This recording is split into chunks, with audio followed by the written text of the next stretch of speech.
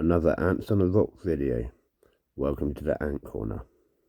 For those of you that follow my channel, Ants on a Rock, you will already know that the Red Army is a small colony of MYRMICA rubra, the European fire ant. Now, with one queen and about 15 workers, they had a tragedy last week.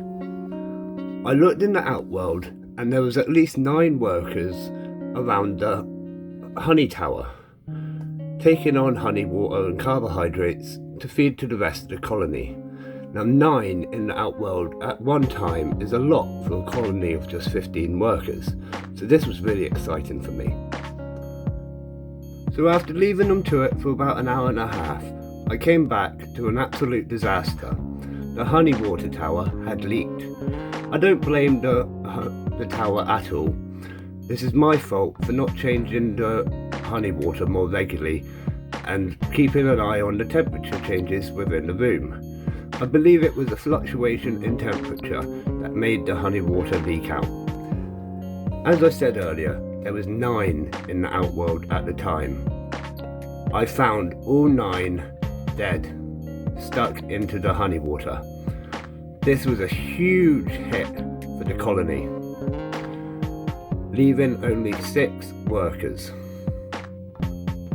including the queen. So 5 workers and a queen. Over the next day or so, it got worse.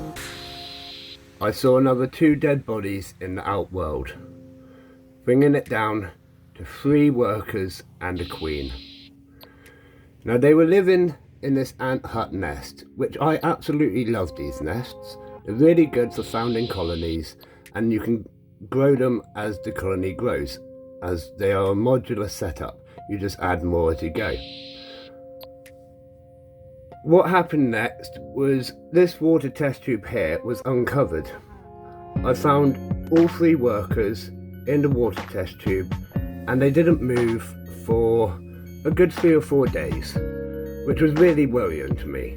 They weren't tending to the queen at all. Looking back overnight, I saw the queen in the outworld herself, which meant the ant hut nest was completely empty of ants. So I decided to take measures. Now, test tubes are the best setup, full stop. They are the best thing for your ants, especially when they're in founding stages. So I covered this test tube back up and made it dark.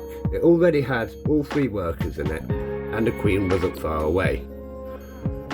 Disconnecting the ant hut nest and blocking the tube with cotton wool, I look inside to see lots of debris and dirt, which I don't like the look of. It can't be good for the colony.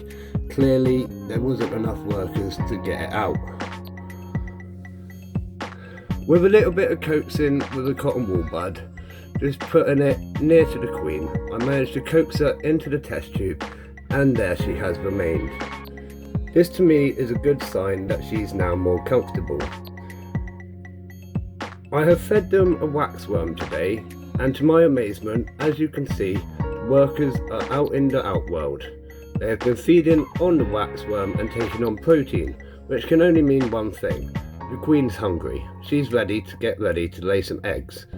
To me, that is again a really good thing. So, although we have had a tragedy in the Red Army camp, and we're down to 3 workers and a queen, I've still got good hopes for this colony. I think I can bring them back. They still seem like they've got a lot of fight in them, and let's be honest, we can't just give up. So, this is just a little update on the Red Army and the tragedy that has become them. Will they overcome it? You'd have to subscribe to find out. Make sure you watch out for more videos later in the week. See you again, Ant fans.